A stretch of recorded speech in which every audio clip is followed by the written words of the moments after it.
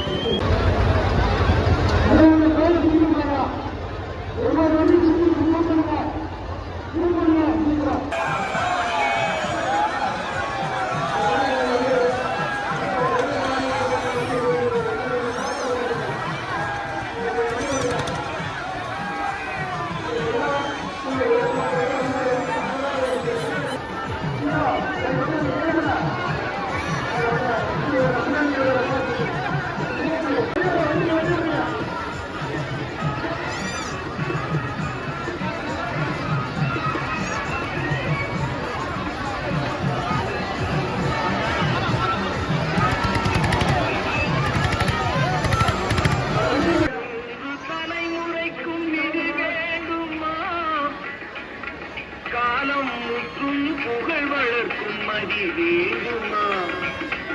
3 தலைமுறைக்கும் விதிக்கும் பலம் வேண்டுமா?